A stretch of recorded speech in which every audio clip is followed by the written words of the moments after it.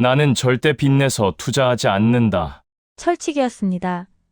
2020년 2차 전지 열풍. 이번엔 다르다. 1억 샀습니다. 2주 만에 1억 5천. 5억 더 샀습니다. 2개월 만에 10억. 신용융자 9억. 원칙을 버렸습니다. 50억이 됐습니다. 100억까지 갈 것 같아. 팔지 않았습니다. 그게 끝이었습니다. 2021년 12월. 폭락. 50억, 30억, 15억, 1억. 마진콜입니다. 상가 건물 팔았습니다. 아버지 유산. 강제 청산됩니다. 31억 투자. 1억 남음. 30억 증발. 아내가 집담보대출 10억 발견. 당신 미쳤어. 별거. 퇴직금 6억 5천. 또 주식에. 전부 날렸습니다. 총 손실 31억. 집도 돈도 직장도 가족도 잃었습니다. 지금은 딸의 집에서 손주 기저귀를 갈고 있습니다. 상무이사가 손주 돌보미가 됐습니다. 이번엔 다르다. 그 착각이 30년을 무너뜨렸습니다. 이 내용을 많이 알리고 싶으시다면 구독, 좋아요 부탁드립니다. 여러분 안녕하세요. 오늘 들려드릴 이야기는 정말 안타까운 이야기입니다. 30년 동안 투자의 고수로 불렸던 사람이 단 2년 만에 모든 걸 잃은 이야기입니다. 얼마를 잃었냐고요? 31억 원입니다. 31억. 평범한 사람이 평생 모아도 모으기 힘든 돈이죠. 그 돈을 단 2년 만에 전부 날렸습니다. 이 사람은 바보였을까요? 아니면 투자를 몰랐을까요? 아닙니다. 오히려 정반대였어요. 30년 동안 주식 투자를 하면서 꾸준히 수익을 냈던 사람입니다. 회사에서는 상무이사까지 올라갔고 주변 사람들한테 투자 조언도 해주던 사람이었어요. 그런 사람이 어떻게 2년 만에 31억을 날릴 수 있었을까요? 답은 간단합니다. 욕심. 그리고 이번엔 다르다는 착각이었습니다. 2020년 2차 전지 열풍이 불었을 때 이 사람은 평생 지켜온 투자 원칙을 버렸습니다. 절대 빚내서 투자하지 않는다. 절대 한 종목에 올인하지 않는다. 절대 물타기 하지 않는다. 30년 동안 철칙처럼 지켜온 원칙들이었어요. 하지만 2차 전지 앞에서 그 원칙들은 모두 무너졌습니다. 이번엔 진짜 대세야. 놓치면 평생 후회해. 그 한마디가 31억을 날린 시작이었습니다. 지금 이 사람은 어떻게 살고 있을까요? 손주를 돌봐주면서 하루하루를 버티고 있습니다. 상무이사 명함은 옛날 이야기가 됐고 아내와는 별거 중이에요. 자식들은 아버지와 연락을 끊었습니다. 오늘 이 이야기를 끝까지 들으시면 두 가지를 느끼실 겁니다. 첫째, 투자의 원칙이 얼마나 중요한지. 둘째, 욕심이 얼마나 무서운 것인지. 특히 요즘 같은 시대에 이런 유혹이 너무 많습니다. 이거 하면 대박 나요. 지금 안 사면 평생 후회합니다. 저는 이거로 10억 벌었어요. 이런 말들 조심하셔야 합니다. 자, 그럼 지금부터 자세히 들려드리겠습니다. 30년 투자의 고수가 어떻게 2년 만에 31억을 잃었는지. 주인공의 이름은 이정훈 씨라고 하겠습니다. 가명입니다. 이정훈 씨는 올해 65살입니다. 서울의 중경 건설회사에서 35년을 근무했고 상무이사까지 올라갔어요. 성실하고 똑똑한 사람이었습니다. 이정훈 씨는 1990년대부터 주식 투자를 시작했습니다. 당시에는 주식 투자가 지금처럼 대중적이지 않았어요. 증권사에 직접 가서 전화로 주문하던 시절이었죠. 하지만 이정훈 씨는 달랐습니다. 회사 업무가 끝나면 도서관에 가서 경제서적을 읽었어요. 주말에는 기업 재무제표를 분석했습니다. 정말 공부를 많이 한 사람이었어요. 그 결과 30년 동안 꾸준히 수익을 냈습니다. 연평균 15% 정도의 수익률이었어요. 대단한 수익률은 아니지만 30년 동안 꾸준히 유지했다는 게 중요합니다. 이정훈 씨에게는 투자 원칙이 있었습니다. 첫째, 절대 빚내서 투자하지 않는다. 투자는 여유자금으로 하는 것이다. 빚내서 하는 순간 이미 도박이다. 이게 이정훈 씨의 철학이었어요. 둘째, 절대 한 종목에 올인하지 않는다. 포트폴리오를 최소 10개 종목으로 분산했습니다. 한 종목이 망해도 다른 종목이 커버해 주도록 말이죠. 셋째, 절대 물타기 하지 않는다. 주가가 떨어지면 손절하고 나왔습니다. 물타기는 늪이다. 한번 시작하면 끝이 없다고 생각했어요. 넷째, 감정적으로 투자하지 않는다. 남들이 열광할 때는 조심하고 남들이 두려워할 때 기회를 찾았습니다. 냉정한 투자자였어요. 다섯째, 장기 투자한다. 단타나 데이트레이딩은 하지 않았습니다. 좋은 기업을 찾아서 최소 3년 이상 보유했어요. 이런 원칙 덕분에 이정훈 씨는 30년 동안 한 번도 큰 손실을 본 적이 없었습니다.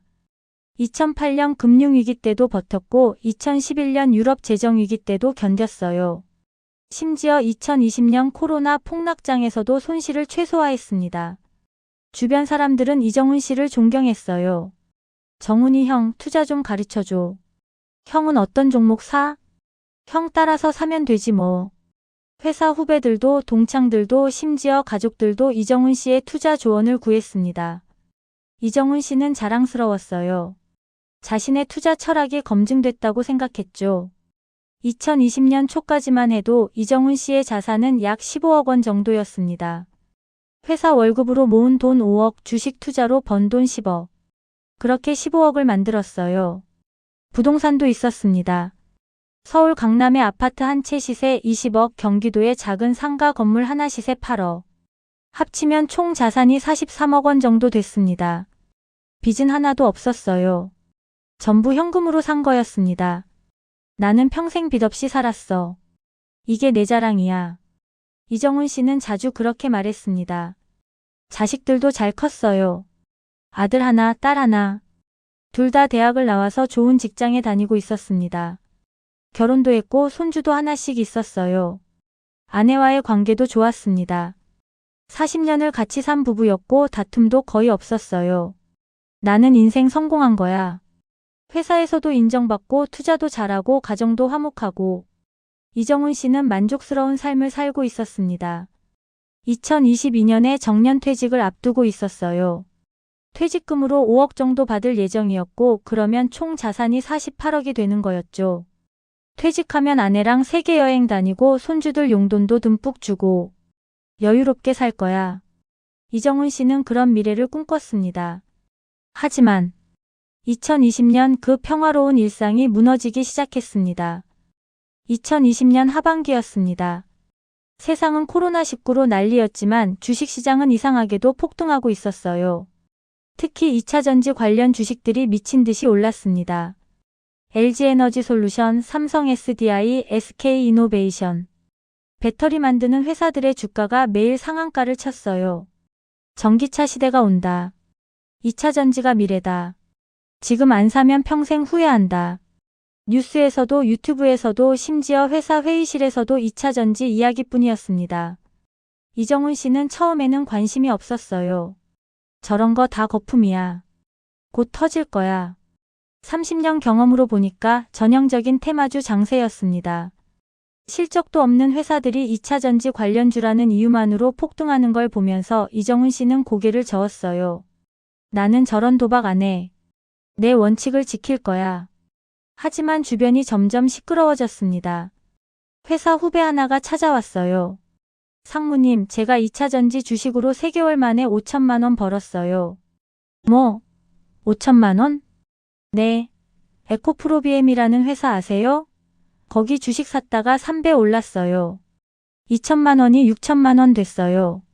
후배는 신이 나서 자랑했습니다. 이정훈 씨는 속으로 생각했어요. 저놈 운이 좋았을 뿐이야. 곧 다 토해낼 거야. 하지만 후배는 그 후로도 계속 돈을 벌었습니다. 한 달 후에 다시 왔어요. 상무님, 이번엔 1억이 됐어요. 이정훈 씨는 당황했습니다.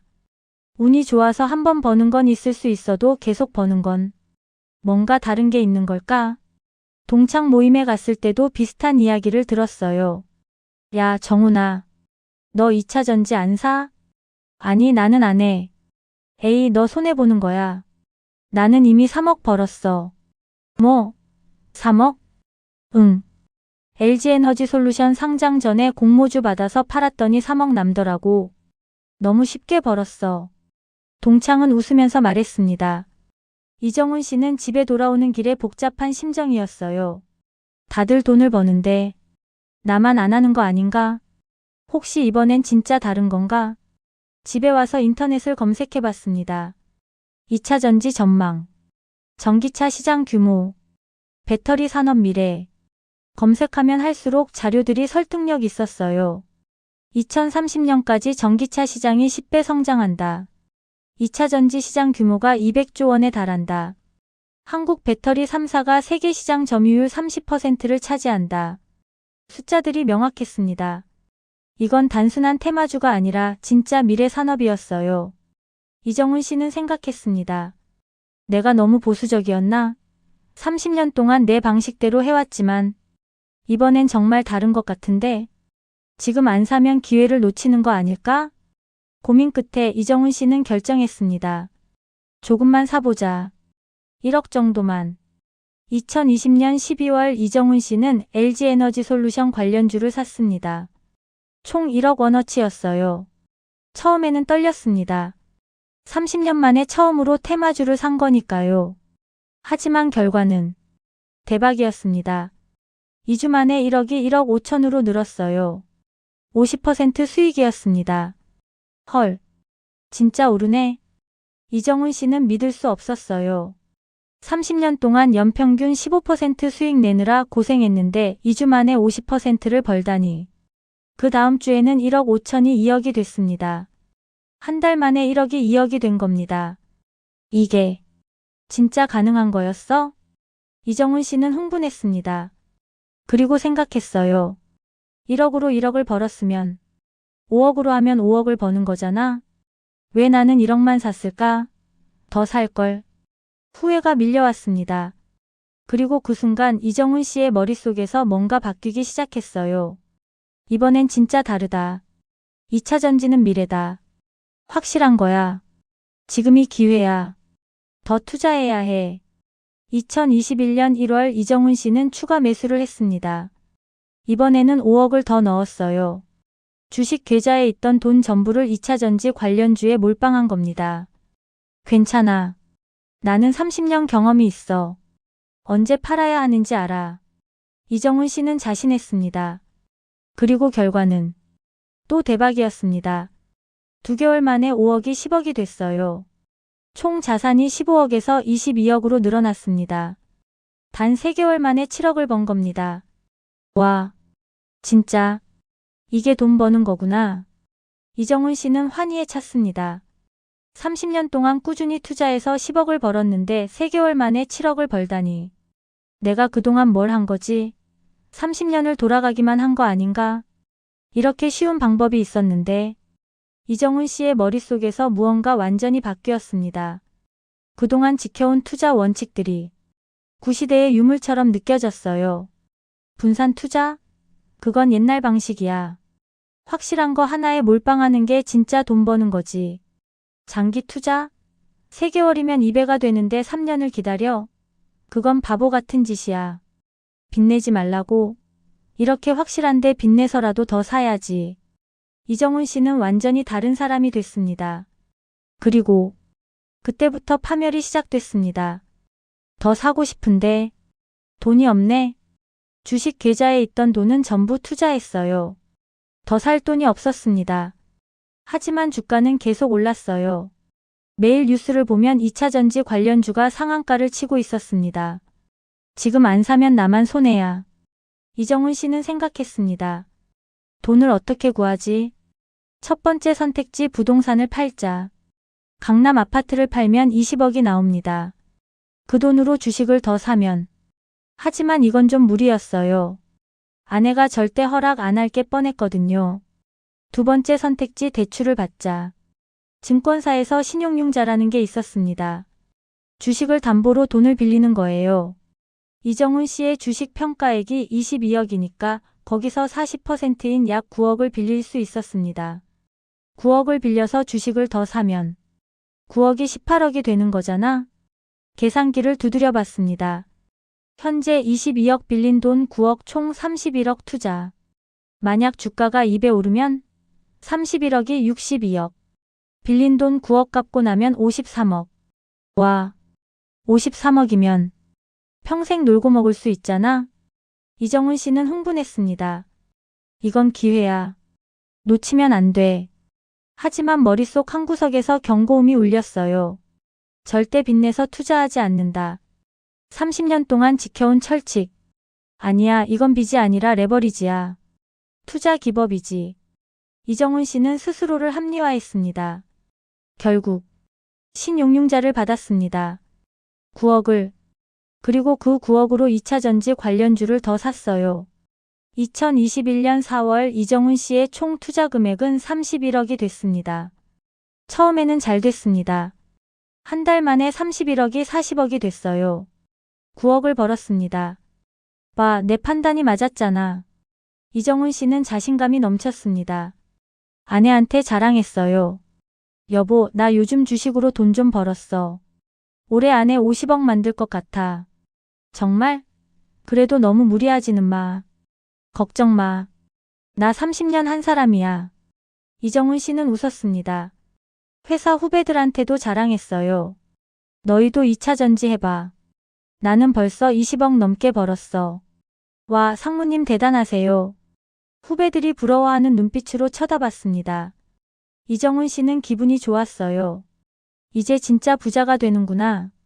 하지만 2021년 6월 분위기가 이상해졌습니다. 주가가 오르다가 멈췄어요. 상한가 치던 주식들이 상승을 멈추고 횡보하기 시작했습니다. 잠깐 쉬어가는 거겠지. 곧 다시 오를 거야. 이정훈 씨는 걱정하지 않았어요. 하지만 7월이 되자 주가가 떨어지기 시작했습니다. 5%, 10%, 15%. 40억이던 평가액이 34억으로 줄었어요. 괜찮아. 조정받는 거야. 다시 오를 거야. 이정훈 씨는 자신했습니다. 30년 경험상 조정은 항상 있었으니까요. 하지만 8월이 되자 더 떨어졌습니다. 34억이 28억이 됐어요. 그때 증권사에서 전화가 왔습니다. 고객님, 신용융자 마진콜입니다. 마진콜이요? 네, 담보 비율이 떨어져서 추가 입금하시거나 주식을 일부 파셔야 합니다. 이정훈 씨는 당황했습니다.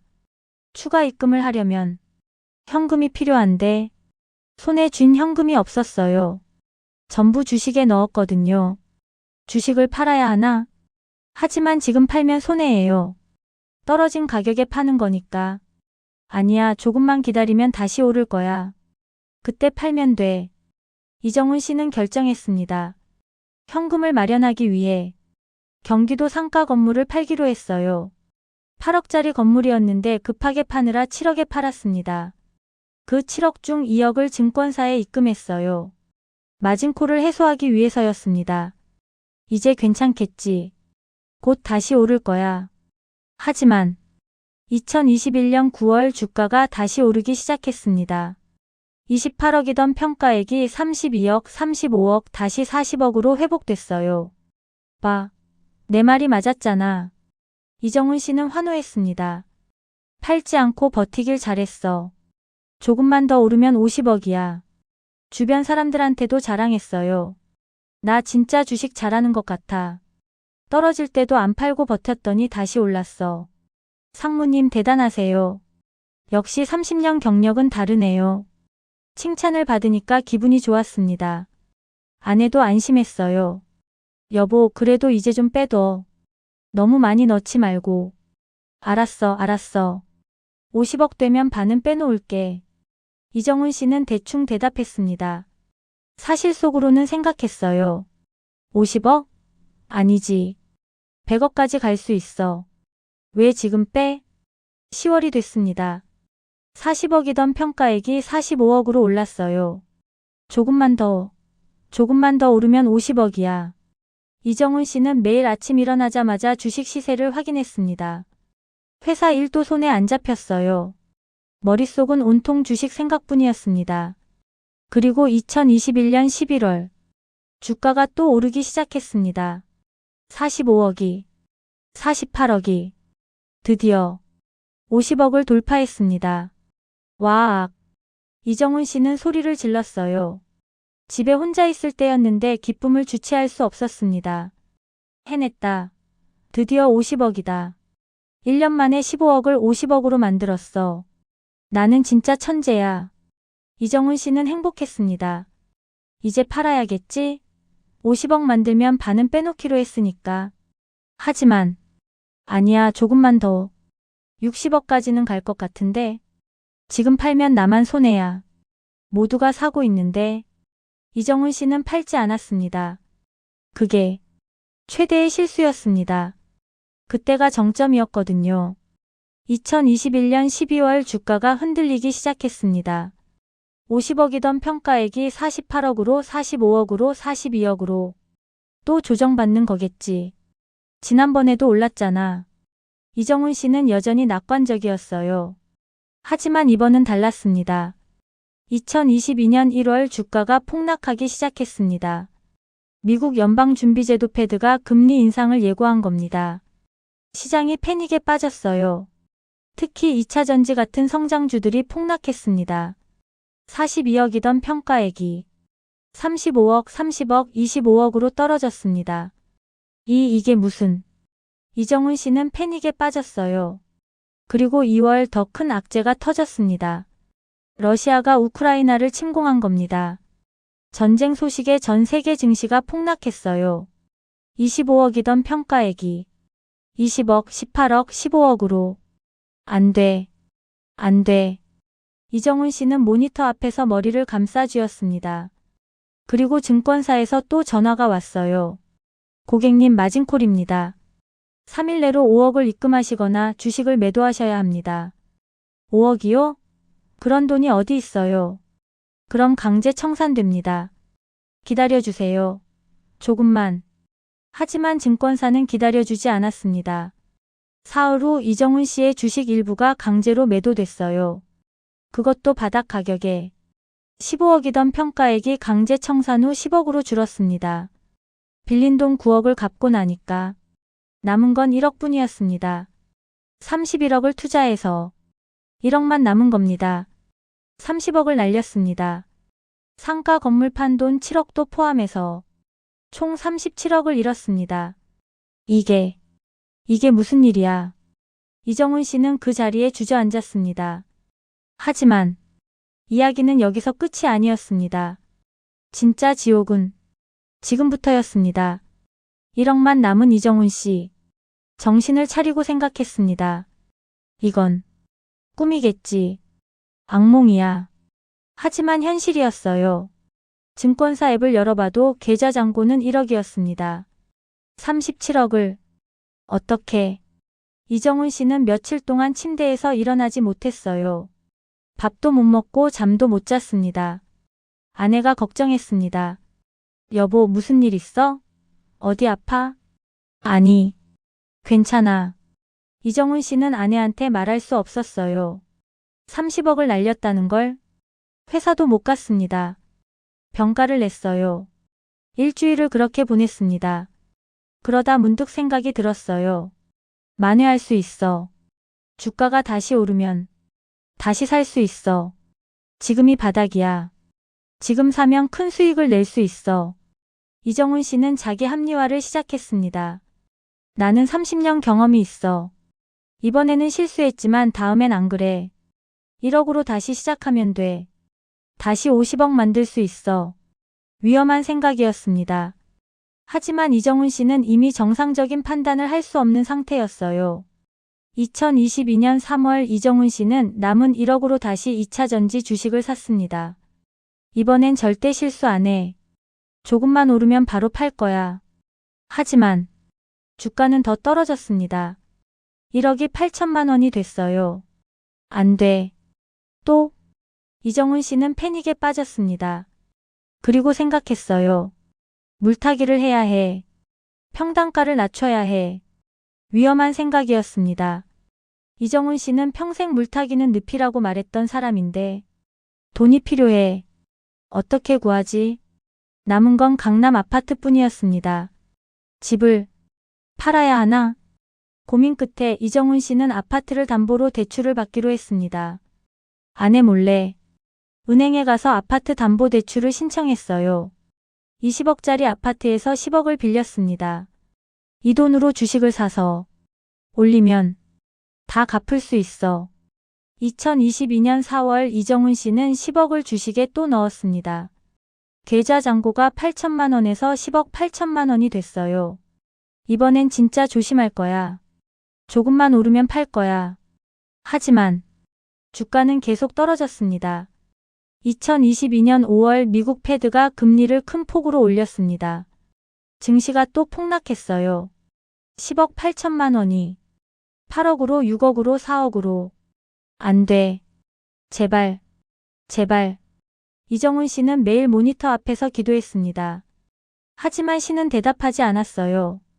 2022년 6월 이정훈 씨의 계좌 잔고는 3억이 됐습니다.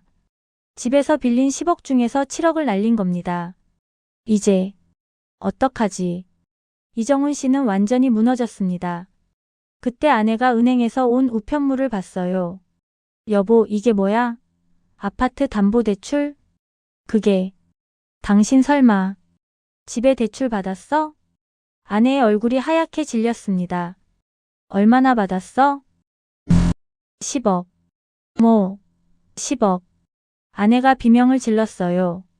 그 돈 어디 썼어? 주식. 주식. 지금 얼마 남았는데? 3억. 순간 아내가 주저앉았습니다. 당신. 미쳤어? 완전히 미쳤어. 미안해. 나도 몰랐어. 이렇게 될 줄은. 당신 원래 투자 잘한다고 했잖아. 30년 했다며? 그게 이번엔 좀 달랐어. 달라? 뭐가 달라? 우리 집을 날린 게 달라? 아내는 울기 시작했습니다. 이정훈 씨는 아무 말도 할 수 없었어요. 그날 밤 아내는 짐을 쌌습니다. 나 딸 집에 가서 있을게. 당신 혼자 생각해봐. 여보, 나한테 말하지 마. 지금 당신 얼굴 보기 싫어. 아내는 집을 나갔습니다. 이정훈 씨는 텅 빈 집에 혼자 남았어요. 그리고 생각했습니다. 내가 뭘 한 거지? 30년 동안 쌓아온 게 1년 만에 다 무너졌어. 하지만 더 큰 문제가 있었습니다. 대출 이자를 갚아야 하는데 돈이 없었어요. 월급으로는 대출 이자도 감당이 안 됐습니다. 주식을 팔아야 하나? 하지만 지금 팔면 손해고 조금만 더 버티면 다시 오를 수도. 이정훈 씨는 또 잘못된 판단을 했습니다. 주식을 팔지 않고 신용카드로 대출 이자를 갚기 시작한 겁니다. 조금만 더 버티면. 하지만 2022년 7월부터 12월까지 지옥 같은 6개월이었습니다. 주가는 계속 떨어졌어요. 바닥이 없었습니다. 3억이던 계좌 잔고가 2억, 1억 5천, 1억. 제발, 제발 그만 떨어져. 이정훈 씨는 매일 울면서 기도했습니다. 하지만 주가는 멈추지 않았어요. 신용카드 빚도 늘어났습니다. 대출 이자를 카드로 돌려막기 하다 보니 카드값이 매달 300만 원씩 나왔어요. 월급은 600만 원인데 카드값이 300만 원. 생활비로 쓸 돈이 없었습니다. 이자를 갚으려면 돈이 더 필요해. 이정훈 씨는 두 번째 신용카드를 만들었습니다. 그리고 현금 서비스를 받았어요. 이건 임시야. 주식이 오르면 다 갚을 수 있어. 하지만 주식은 오르지 않았습니다. 2022년 10월 이정훈 씨의 신용카드 빚이 5천만 원이 됐습니다. 계좌 잔고는 8천만 원. 합치면 총 빚이 10억 5천만 원. 이제 정말 끝이구나. 이정훈 씨는 깨달았습니다. 회사에도 제대로 못 갔어요. 매일 지각하고 일도 손에 안 잡혔습니다. 상무이사라는 자리가 무색했어요. 동료들이 걱정했습니다. 상무님, 요즘 왜 그러세요? 어디 아프세요? 아니, 괜찮아. 하지만 괜찮을 리 없었죠. 그러던 어느 날 인사팀장이 찾아왔습니다. 상무님, 명예퇴직 하시는 게 어떠세요? 네. 회사 사정이 안 좋아서요. 명예퇴직자를 모집 중인데 상무님께서 솔선수범해 주시면 퇴직금 30% 더 드립니다. 5억이 6억 5천이 되는 거예요. 이정훈 씨는 생각했습니다. 6억 5천. 그 돈으로 빚을 갚을 수 있어. 그리고 남은 돈으로 다시 투자하면 또 잘못된 생각이었습니다. 알겠습니다. 명예퇴직하겠습니다. 2022년 11월 이정훈 씨는 회사를 그만뒀습니다. 35년 다닌 회사를 퇴직금 6억 5천만 원을 받았어요. 그 돈으로 뭘 했을까요? 빚을 갚았습니다. 아파트 담보대출 원금 일부 3억, 신용카드 빚 5천만 원. 합쳐서 3억 5천만 원을 갚았습니다. 그럼 남은 돈은 3억. 이정훈 씨는 그 돈을 어떻게 했을까요? 또 주식에 넣었습니다. 이게 마지막 기회야. 이번에 실패하면 정말 끝이야. 2022년 12월 이정훈 씨는 3억을 주식에 올인했습니다. 계좌에 있던 8천만 원과 합쳐서 총 3억 8천만 원이 됐어요. 제발 오르기만 해. 하지만 씨는 이정훈 씨를 버렸습니다. 2023년 1월 주가가 또 떨어졌어요. 3억 8천이 3억으로 2억 5천으로 2억으로. 안 돼. 이정훈 씨는 미쳐가고 있었습니다. 매일 아침 일어나면 주식 시세부터 확인했어요. 밥도 안 먹고 씻지도 않고 하루 종일 모니터만 봤습니다. 올라라. 제발. 올라라. 주문을 외우듯이 중얼거렸어요. 하지만 주가는 멈추지 않았습니다. 2023년 3월 이정훈 씨의 계좌 잔고는 1억 5천만 원이 됐습니다. 그리고 더 이상 버틸 수 없었습니다. 은행에서 독촉 전화가 왔어요. 고객님, 대출 이자가 3개월째 연체입니다. 이달 말까지 입금 안 하시면 법적 조치 들어갑니다. 조금만 기다려주세요. 이미 3개월 기다렸습니다. 더 이상은 안 됩니다. 이정훈 씨는 막다른 골목에 몰렸습니다. 주식을 팔아야 해. 어쩔 수 없어. 2023년 4월 이정훈 씨는 계좌에 있던 주식을 전부 팔았습니다. 1억 5천만 원. 그 돈으로 은행 대출 이자를 갚았어요. 이제 남은 건 아무것도 없었습니다. 집에는 아직 7억 담보대출이 남아있고 수중에 현금은 0원. 퇴직해서 월급도 없고 내가 뭘 한 거지. 이정훈 씨는 거울을 봤습니다. 거기에는 초췌한 노인이 있었어요. 불과 2년 전만 해도 건강하고 자신감 넘치던 모습은 어디에도 없었습니다. 머리는 하얗게 새고 눈은 푹 꺼지고 뺨은 쭉 들어갔어요. 이게 나야? 2023년 여름. 이정훈 씨는 딸의 집에 얹혀 살게 됐습니다. 아내는 아직 돌아오지 않았어요. 별거 중이었습니다. 강남 아파트는 결국 팔렸습니다. 20억짜리 아파트를 18억에 급매로 내놨거든요. 18억에서 대출 7억을 갚고 나니 11억이 남았습니다. 그 11억은 아내가 가져갔어요. 이건 내 몫이야. 당신이 날린 돈이랑은 상관없어. 아내는 차갑게 말했습니다. 이정훈 씨는 아무 말도 못했어요. 아내 말이 맞았으니까. 결국 이정훈 씨 손에 남은 건 아무것도 없었습니다. 집도 없고 돈도 없고 직장도 없고. 딸이 안쓰러워서 거처를 제공한 겁니다. 아빠, 우리 집에서 지내. 대신 조건이 있어. 뭔데?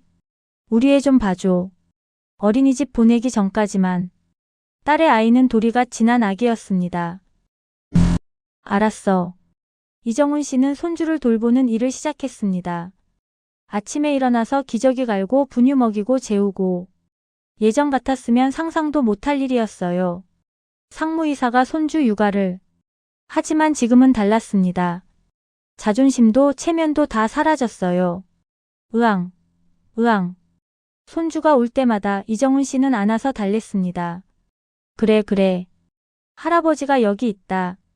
손주를 안으면서 생각했어요. 나는 왜 이렇게 됐을까? 2년 전만 해도 나는 성공한 사람이었는데. 눈물이 났습니다. 저녁이면 딸이 퇴근했어요. 아빠, 오늘 애가 어땠어? 잘 놀았어. 밥도 잘 먹고. 수고했어, 아빠. 딸은 미안해하면서도 고마워했습니다. 사위는 이정훈 씨를 멀리했어요. 말을 거의 안 했습니다. 저 인간이 장인 체면을 다 구겼어. 사위의 시선에서 그런 게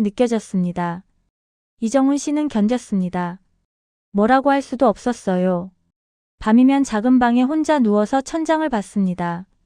내 인생이 이렇게 끝나는구나. 43억 있던 사람이 이렇게 후회가 밀려왔습니다.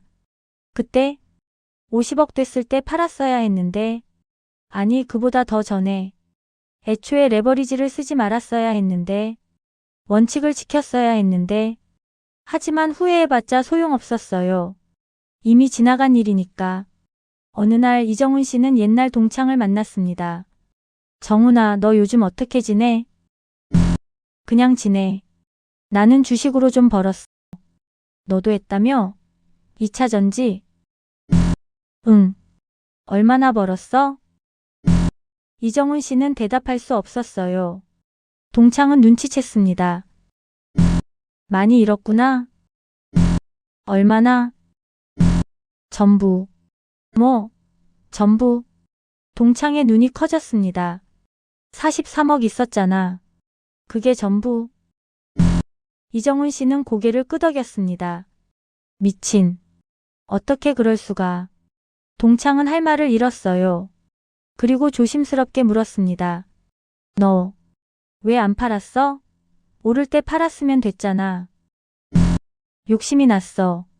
더 벌고 싶었어. 그래도 원칙이 있었잖아. 너 항상 원칙 지킨다고 했잖아.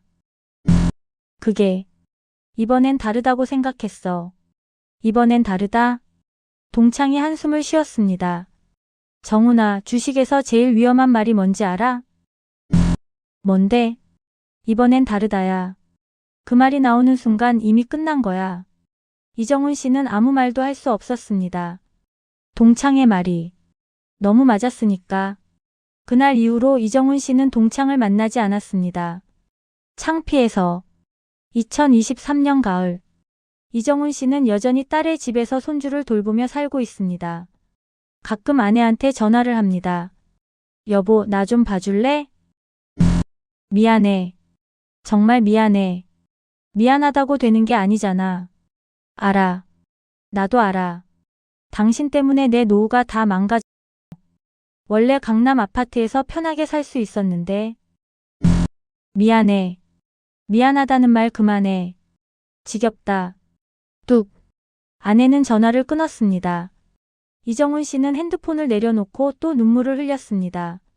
어느 날 밤 이정훈 씨는 컴퓨터 앞에 앉았습니다. 그리고 HTS 주식 거래 시스템을 켰어요. 주식 시세를 봤습니다. 2차 전지 관련주들. 여전히 낮은 가격에 있었어요.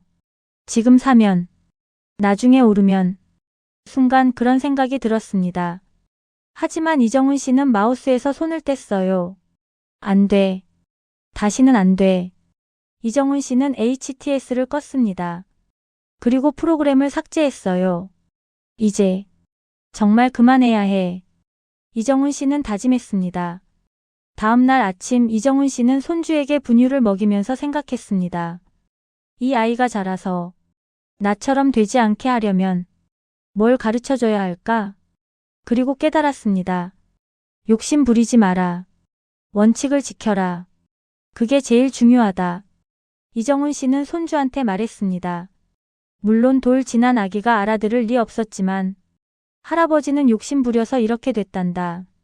너는 그러지 마라. 손주는 방긋 웃었어요. 이정훈 씨도 쓸쓸하게 웃었습니다. 2024년 봄. 이정훈 씨는 여전히 딸의 집에서 손주를 돌보며 살고 있습니다. 아내와는 아직 별거 중이에요.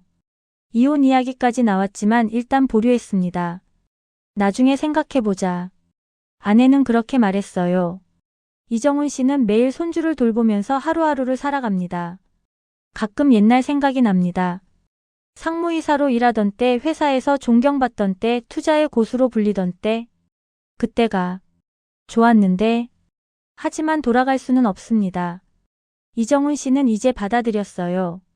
자신의 현실을. 어느 날 딸이 말했습니다. 아빠, 노인복지관에서 강연 좀 해보는 게 어때? 강연? 무슨? 아빠 경험담. 투자 실패 이야기. 다른 어르신들한테 도움될 것 같아.